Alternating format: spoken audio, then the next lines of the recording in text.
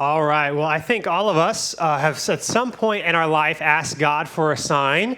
Or maybe if you're not sure too much about the God thing, maybe at least the universe, when you're in a decision, you don't know what to do, and you're like, just tell me what to do. My wife, Christina, did this a couple times when we were dating.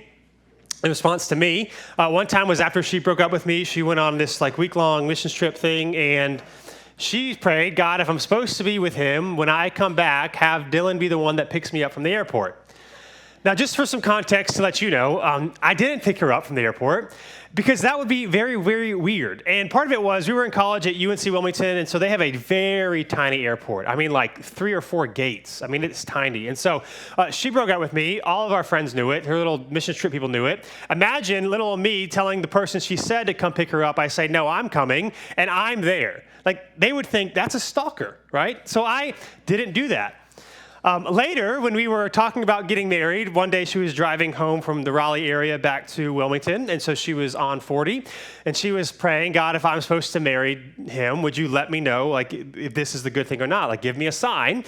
And as she's praying, she looks up out of her dashboard, or the front of her car, whatever that thing's called, and she sees a massive sign. You've undoubtedly seen this if you've paid attention to it on 540 or on 40 on the way to Wilmington. She's praying, should we be together? And she looks up and she sees this big yellow sign with red letters that says Dodson Pest Control.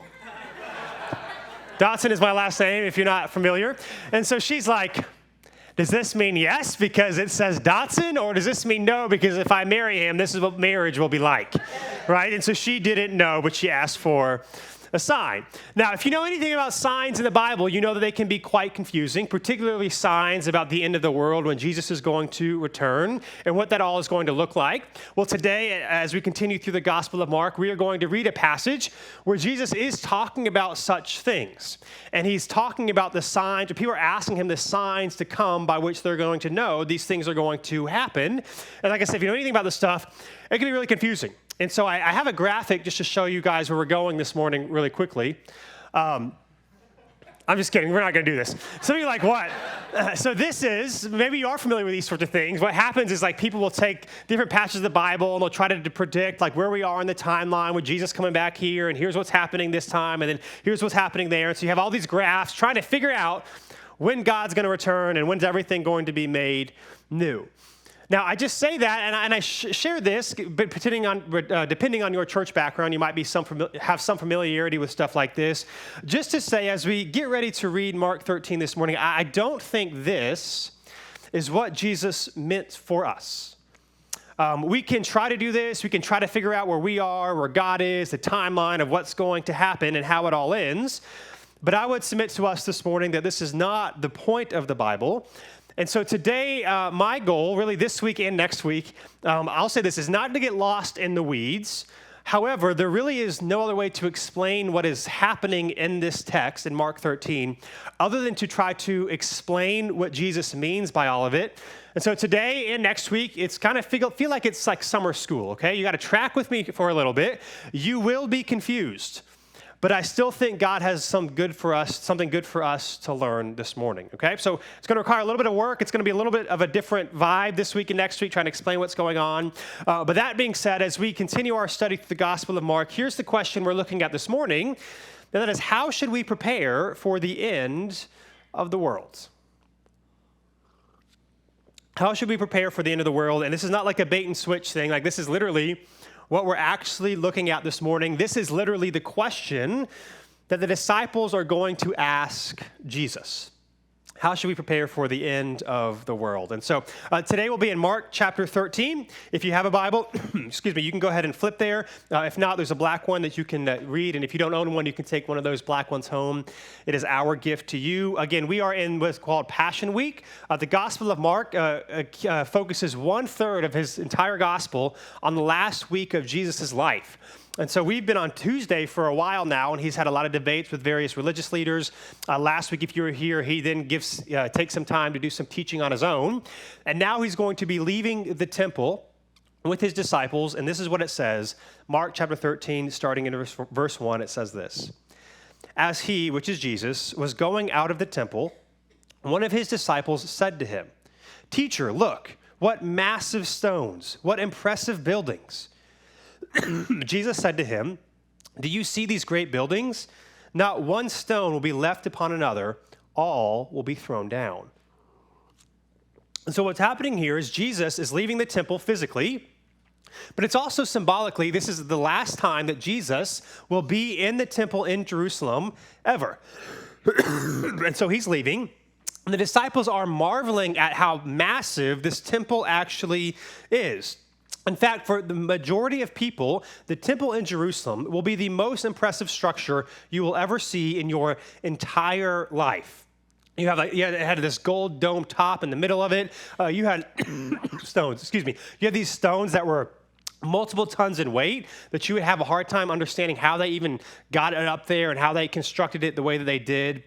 It was absolutely amazing and beautiful and huge. You also have to remember that none of Jesus' disciples were originally from Jerusalem, so it's not like they saw the temple all that often, and it was really a sight to see. In fact, at this point, the temple had been under construction for about 50 years because Herod, who was in charge of the Roman Empire of that in that section about 50 years prior, decided to expand the temple because, again, although it was a religious thing for the Jewish people, it was also economic, political. It was quite the tourist attraction. And so he's making it even bigger to bring in more wealth into the region. And so it is strikingly massive and big and probably in some ways breathtaking. So the disciples are marveling at this. As they're talking about it, Jesus is like, oh yeah, by the way, it's going to be destroyed. The question is, how? And it's quite the claim. I mean, it would be like us if you were to go to Washington, D.C. and check out the White House and the Washington Mall and seeing all of the monuments and all that sort of thing. And as you're leaving, somebody saying who you really trusted, who seems to be right on everything and has done some pretty powerful stuff. It's like, oh, by the way, it's all going to be destroyed. Like, you would be freaking out. Right? That's what's happening here. Not that maybe the White House necessarily is as beautiful as the temple would have been, but in terms of what it represents, right? That if someone were to tell you Washington, D.C. is going to be destroyed, you and I would be like, man, life as we know it is over. Right? Something bad is going to happen. And this is what they were thinking, no doubt, when they hear Jesus say this. And so he says this in verse 3, if we keep reading. It says, while he was sitting on the Mount of Olives, again, this is Jesus, across from the temple, as is after they left, Peter, James, John, and Andrew, which were four of his disciples, asked him privately, tell us, when will these things happen? And what will be the sign when all these things are about to be accomplished? Right? How do we know what you said, like when it's actually going to go down, when the temple is going to be destroyed? What's going to be the sign? How are we going to know that it's actually going to happen? Now, again, it's just worth pointing out here that the Mount of Olives rose about 300 feet above Jerusalem. It was separated by a pretty big valley, but if you're on the Mount of Olives, you can actually see over the wall or the temple walls. Now, granted, you're kind of far away, so you can't really see all that's going on, but you can see over the walls into the temple. It's this massive structure, and they're asking, hey, when is this actually going to go down? Now, again, the location here is significant. There's no doubt that Mark tells us they're at the Mount of Olives because according to Zechariah chapter 14, it was an Old Testament book, the Mount of Olives is the place where God declares the capture and destruction of Jerusalem, which will usher in the day of the Lord. And of course, what we're going to read about in Mark chapter 13 is the destruction of Jerusalem, and then ultimately when Jesus is going to return again. No doubt, Mark is trying to show us that Jesus is consciously assuming the role of God here, that his day has come and he is going to tell us what this is actually going to look like. So again, they're trying to figure out what's going to happen, how is this going to go down. They're undoubtedly freaking out. And here's Jesus' response to the question for a sign. Verse 5. Jesus told them, watch out that no one deceives you. Verse 6, many will come in my name saying, I am he, which is, in other words, saying that I'm the Messiah, and they will deceive many. When you hear of wars and rumors of wars, don't be alarmed.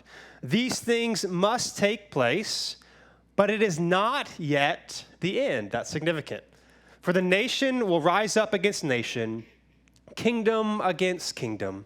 There will be earthquakes in various places and famines, and these are the beginnings of birth pains.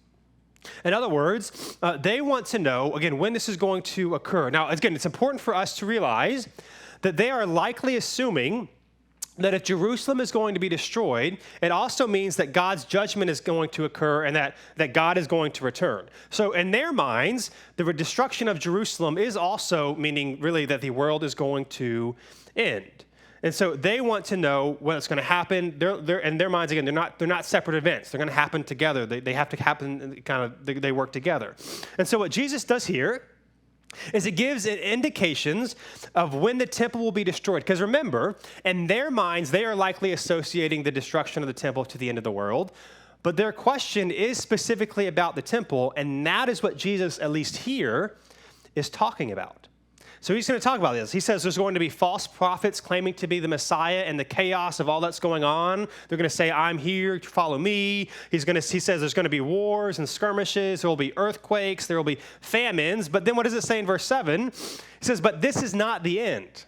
And so what's hard, one of the difficult things about what we're going to be reading here this morning is not only is it confusing, but it also maybe has a certain emotional ties for some of us, depending on your church tradition. And so we can read what Jesus is saying here, import it to the end of the world stuff, when that's not what's happening.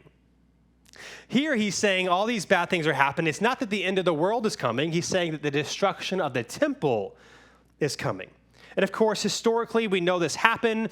This conversation's happening around the 30s AD. The temple was actually destroyed in 70 AD. And what happened a couple of decades after Jesus, there was a lot of tensions between various Jewish sects and the Roman Empire. And so there was lots of different skirmishes and wars.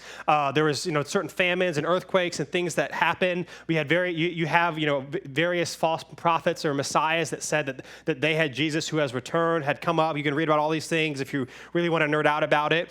And then eventually in 66 AD, all war broke out between the Jewish people and the Romans. And then in 70s, I guess the Romans were essentially like, we're done with this. We're going to do something radical, and we're going to destroy the temple completely, even for all the money that it brought in for them, because they needed to stop this rebellion. And that's what ultimately happened. It all got destroyed, and in 70 AD, the temple was no more. And then it says this in verse 9. It keeps going. So he warns them that some bad things are going to happen. It's going to be kind of crazy in the Judean area. That's how you know the temple is going to be destroyed. But then he says this, verse 9. He says, but you be on your guard. They will hand you over to local courts, and you will be flogged in synagogues. You will stand before governors and kings because of me as a witness to them.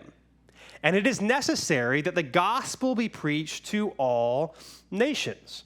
In other words, Jesus wants his followers to be prepared. He's only talking to a couple of disciples here, but later on in Mark 13, he pretty much makes it clear that he wants this to be taught to all of his followers, what he's telling them now, that they should be prepared, not for some utopian fantasy that God will rescue them from and everything will go well for them as long as they're following Jesus, but that their suffering will have a purpose, that as followers of Jesus, they will suffer. They will be not only rejected by the Romans, but also the Jewish people. And a lot of bad things will happen to them, but in their suffering, the gospel will spread. As they suffer well, people will see the goodness of the gospel, or when some of them flee to other parts of the Roman Empire because of persecution, the gospel will also spread. And again, this is another part where we can kind of misunderstand what's actually going on here, because in verse 10, what does it say? Right? It says, and it is necessary that the gospel be preached to all nations. Now remember, he's talking about the temple being destroyed and what will happen from it.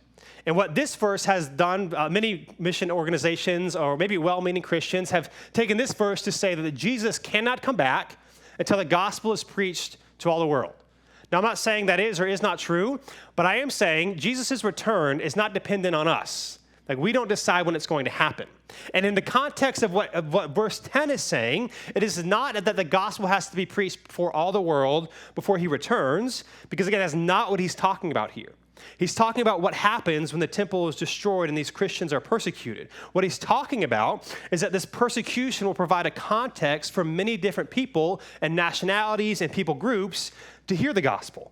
That's what's going to happen because of this. As you get sent to jails in various parts, as you flee, as you suffer well, the gospel will go forth. Which is why he then says this in verse 11. He says, so when they arrest you and hand you over, don't worry beforehand what you will say, but say whatever is given to you at the time, for it isn't you speaking, but the Holy Spirit. In other words, what he's saying here is that when suffering comes, don't worry about trying to convince people, being Mr. Apologist and having all the intellectual arguments, saying exactly the right thing. What he's saying here is trust that God's Spirit will speak through you, and he will help you be a faithful witness. That if you continue to follow me and trust in me, the Spirit will do a work in what is going on in your life. And then he says this, verse 12. He says, brother will betray brother to death, and a father his child. Children will rise up against parents and have them put to death. You will be hated by everyone because of my name, but the one who endures to the end will be saved. So let me just ask real quick, if you're who, as you're reading this passage, flogging, beating, death, people dying, people hating you, who would say they wish they were an original disciple right now? Anybody? No, I'll say it for you. No one does, right? This does not sound good. Because what he's saying here is that this persecution, these pain, these wars will break up families, that for many survival, which is understandable, but for many survival will become more important than faithfulness. And in fact, we have, if you read first century documents, we have reports of what would happen here.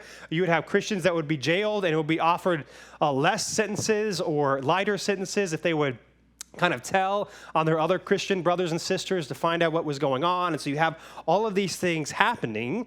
And so it was really difficult. It was really difficult for Christians in the first century with all the stuff that's going on. Now, that being said, what's interesting about what Jesus is doing here is that no blueprint for the future is given, or how long all these things will last, or when exactly it was going to go down. Jesus simply encourages faithfulness, because if you are faithful, it will result in salvation for those who trust in him. And in verse 13, it says, everyone who endures to the end will be saved. In other words, he's not focused on, let me give you the sign of when exactly so you know how to be prepared. What he's saying, the best way to be prepared is to simply trust and to follow me. And so again, another question for us as we read this, if you were a disciple, would you fear the future? I think the answer is yes. You would be really freaked out that Jerusalem's going to be destroyed, all this suffering's going to happen, persecution. And so even in the midst of the confusion of all that's going on here, I think there's two things that we can at least take from what's going on here. Here's the first one, that believers are not promised a pain-free future. Even if some of these things are confusing, and what we're going to read in a second is even more confusing, what we're seeing here is that believers are not promised a pain-free future. In fact, many times in Scripture, we're actually told the opposite, that following Jesus will be difficult for you. And part of that could be persecution, part of that because fleeing from sin is hard. Trying to honor and love people over your own desires is not always the easiest thing to do in the moment. It can be difficult to follow Jesus. And so really this presents a weird dichotomy, though, because at the same time, being wise and following the Lord should result in better results overall. In fact, we have books of the Bible like Proverbs that talk about that. The book of Proverbs, they're not promises, but they're basically saying, if you do these things, your chances of these things happening are greater. And so we have all of these pieces of advice and words of wisdom in Scripture, and yet at the same time, denial of self for others and persecution at the same time is hard. And so I think what Jesus is just laying before his disciples, again, he knows what's going to happen to him just in a couple of days, let alone what's going to happen to them the rest of their lives. And I think it's helpful for us to know, no matter what, with what you might be going through yourself, is that following Jesus will not help you live your best life now. At least not in a material, self-serving, get whatever I want sense. In fact, following Jesus can make your life more difficult. Following Jesus is the good thing and it is the right thing, but if your motivation or expectation of what that means is off, you will be disappointed. One of the things that I have discovered in my own personal life and in ministry, talking to many other people, is that sometimes we get really frustrated with God because God doesn't do the things that he actually never promised to do. We assume if I'm faithful and I'm just a good person, I do the right thing, then bad things shouldn't happen to me. And so bad things happen to us, and we get frustrated and mad, not just because that's a human reaction, but because we feel like God has not upheld his end of the bargain.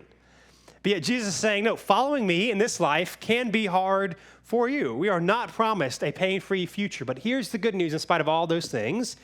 What we are promised is this. Believers are promised that God will not abandon them. Your future might not be everything that you want it to be, but it will not be without God.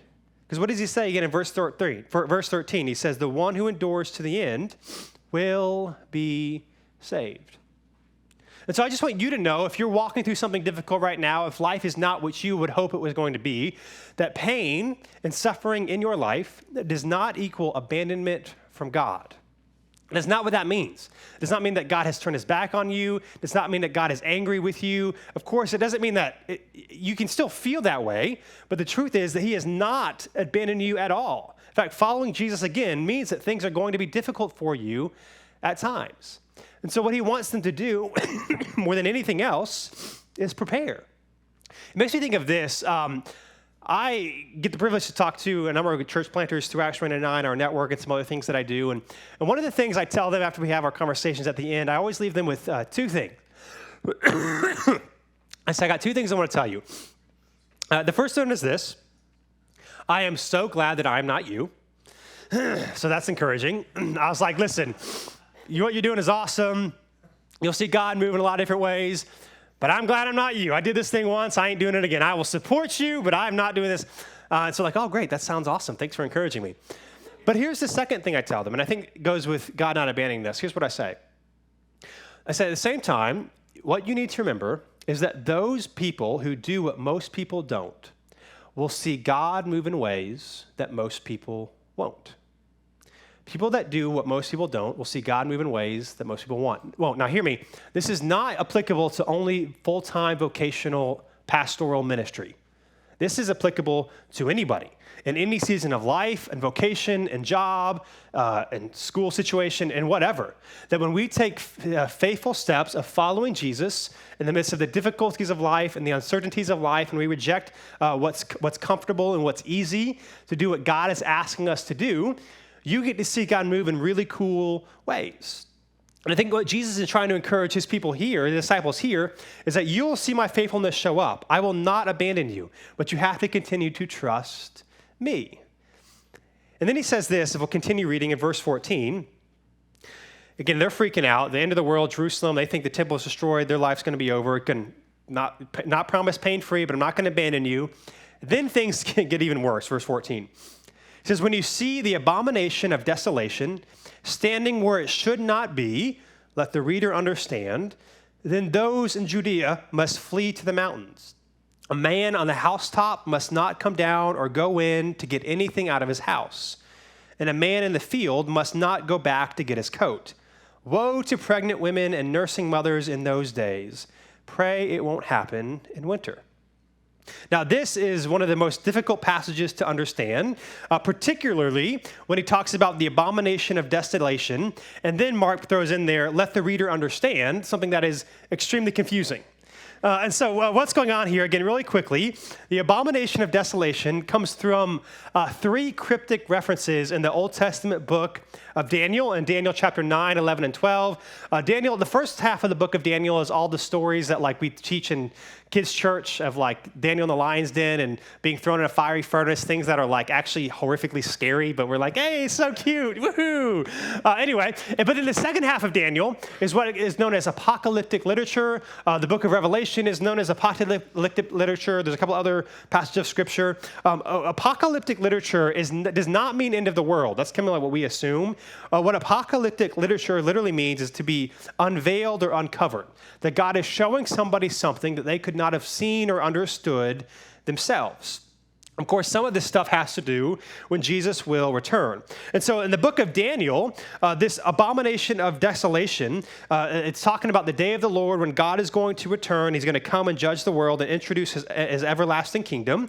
And so in the book of Daniel, the abomination of desolation, it's about a scandal that would defile and profane the Jerusalem temple, but it doesn't tell us exactly what it is. So the question is, what exactly is Daniel referring to as the abomination of desolation? And of course, what is Jesus referring to as the abomination of desolation? Now, real quick, I'm going to do this quick. I know it's a lot of information. There's a couple of things that people suggest that this could have been it. For example, in the 40s AD, there was the Caesar of Rome was Caligula. He wanted to have a statue of himself built inside the Jerusalem temple. Now, it's really fascinating because the guy who was in charge of the Roman government, or the army at the time, in that part of the Roman Empire, was trying to put off doing this because he knew that if he tried to erect a temple or the statue in the temple, that the Jews would literally, it would result in all-out war. They weren't going to let this happen. So he tried to delay it. Eventually, Caligula dies, and so the statue was never assembled. And so people could say that, but when the statue was never erected, so that probably wasn't it. You could argue that perhaps it was the Roman army that was led by a future emperor Titus, but he was the one that was in charge of the Roman army in 70 AD, where they destroyed the temple, wiped it out completely, and so he literally stood in the holy place because it wasn't there anymore. Again, the problem for all this stuff is that Mark himself, or Jesus in Mark, does not locate the abomination that causes desolation. It does seem to happen somewhere in Judea because of the geography and stuff that he's talking about, hopefully not traveling in wintertime. So they're saying, well, maybe that was what it was, the destruction of the temple.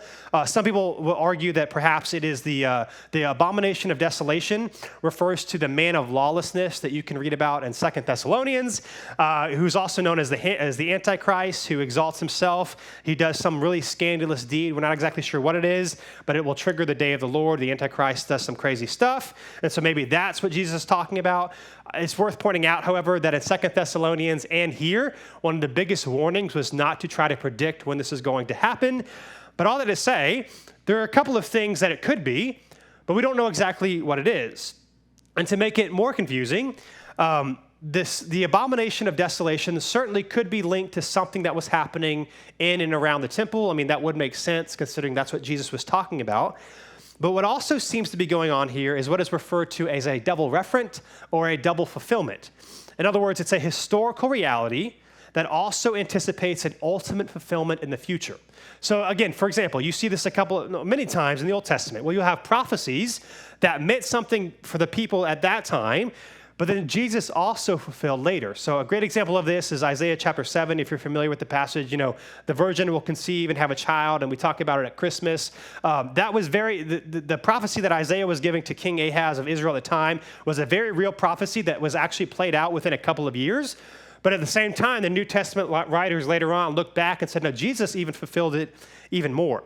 And so what seems to be happening here is that Jesus is using the destruction of the temple to now also talk about the future when he will return. And so if you're not confused yet, just a little bit more, verse 19, it says this: for those will be days of tribulation. And this is where he's switching to talk about the future. The kind that hasn't been from the beginning of creation until now and never will be again. If the Lord had not cut short those days, no one would be saved. But he cut those days short for the sake of the elect, whom he chose. Now, when it says those days, this was a term in Jewish literature for the end of time. So it's very obvious here. He's using the destruction of the temple to also now talk about when he is going to return for the actual end of the world, right? The end of time before Christ's return will be difficult. That's what he's saying here. Just like it was difficult for believers in the first century Rome in the 60s AD when the temple was going to be destroyed, that God has graciously saved and redeemed those who are faithful then, and he'll still do that in the future as well. So things will be difficult in Rome or in Jerusalem. Things will be difficult too when Jesus is about to return. And then he says this, verse 21, then if anyone tells you, see, here is the Messiah, see there, do not believe it. For false messiahs and false prophets will arise and perform signs and wonders to lead astray, if possible, the elect. So lead astray those who are followers of Jesus. Verse 23, and you must watch. I have told you everything in advance. I have no idea what you just told us, but thank you for telling us everything. And I was kidding. What's happening here is he's saying that just as many false prophets arose before the temple was destroyed, what he's saying is that there will be many false prophets that are going to arise before I return as well. It will be the same in the last days. Now, we'll talk more about the last days next week, too, Mark 13 really should be all preached together, but it would take a long time, so we split it up. But what's happening here is that Jesus, more than anything, is encouraging believers not to believe them, which again, as we'll see next week, false prophets, at least according to Jesus, also include people who try to predict when he is going to return. According to Jesus, that is a category that can make someone a false prophet, because as we'll see next week, not even he is going to do that. Now, when I say that, I want to say this. There's nothing wrong with like questioning like COVID or wars or whatever. It's like, is she going to return this? There's nothing wrong with that. But then to take those things and say, well, this means that this is going to happen according to Jesus, makes you a false prophet, because you have no idea, and that's not even the point of what we're supposed to be doing. We're not supposed to be predicting. We're supposed to be faithfully following. So all that to say, this is a lot of stuff. It's a lot of information. But to summarize, verse 1 through 13 is about the destruction of the temple. Verses 14 through 23 and beyond, we'll read next week, is about the temple, but also more than that. But I think if we could sum up what Jesus is saying here as we think about the end of the world, or we think about the end of our world. It's like when things are going on in our life and it seems really difficult and we don't know how we're going to make it through. I think what he would encourage us to do is to fight against false hopes, to not trust and believe things that can't do for us that we think they can do. So we want to fight against these false hopes. And so what this means for us is that when life is hard, when things are confusing, when we want to make sense of life to find clear answers and we try to do these different things, this is, by the way, why conspiracy theories exist, because it's really hard for us to not be able to make sense of things. And so we try to latch on to anything that will make something confusing make sense. The questions for us then, however, is what are the false hopes in my life? Like if you think about yourself right now and the difficulties that you're facing and the questions that you have, what are the things that you seem to turn to try to do for you what you want them to, what they can't actually do for you, but they make you feel good. Now, I want to be clear here. There's nothing wrong with having things that help us in times of need. The question is, can these things actually do for us what we think they're going to do for us? Can that hobby, can our political party, can that pill, can that screen actually ultimately do for us what we want? Or is it a temporary fix or solution for our anxiety and our fear? Are we going to fight against these lesser things that can't be for us what we want them to be? Or are we going to fall prey and follow them for a temporary satisfaction, all the while missing out on the God who loves us and is inviting us in? Let me put it this way. When we started this morning, we said we're looking at this question, how should we prepare then for the end of the world? Where Jesus is talking about the fall of Jerusalem, certainly they think it's the end of the world as they know it. It's certainly the end of their world. And how are we supposed to prepare? Like, what are the signs? What are we supposed to do? And yet Jesus tells them some things of what's going to happen, but that's not what he focuses on. In fact, that's never what he focuses on. Well, what I would encourage us, I think what Jesus would encourage us to do when you think about the hardships in your life and the difficulties in your life right now, not just the end of the world, but like right now, the really difficult stuff that some of you guys are walking through. As I was considering that and thinking about these things, what came to mind was a part of a well-known hymn that undoubtedly many of you guys have heard of before.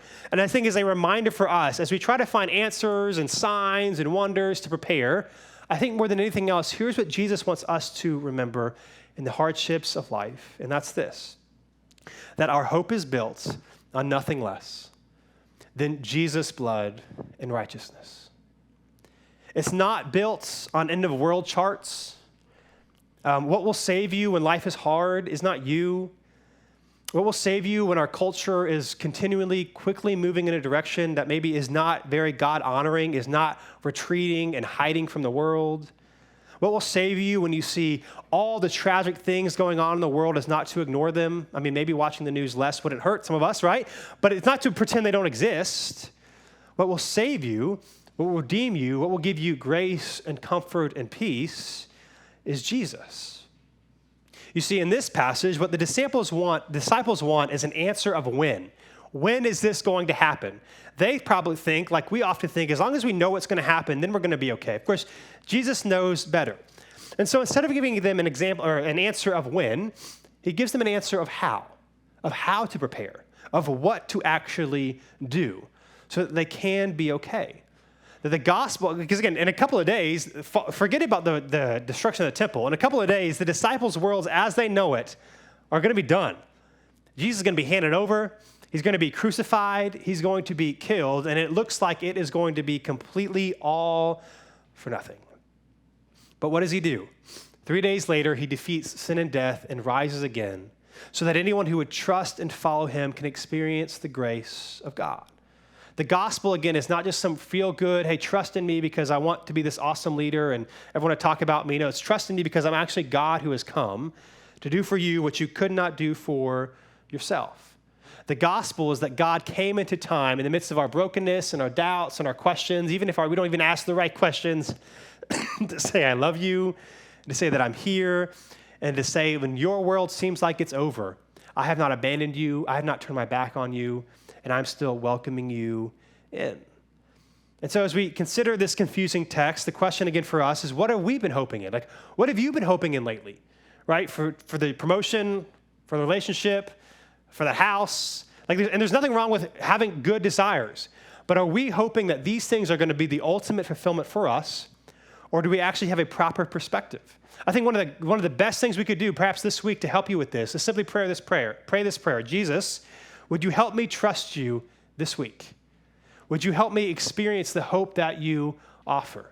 Because it's not found in me. It's not found in me trying harder. It's not found in me getting that job or getting that relationship or moving to that place or having everything work out the way that I want it. Hope is ultimately found in you, and you're offering it to me. Again, Jesus teaches all these things knowing exactly what is going to happen. That in about 72 hours, he is going to die a horrific death to give his life as a ransom for many. For the same disciples who are often questioning Jesus, often trying to use Jesus for their own ends and their own means, they are going to see and experience what it looks like for Jesus to fully lay down his life for them.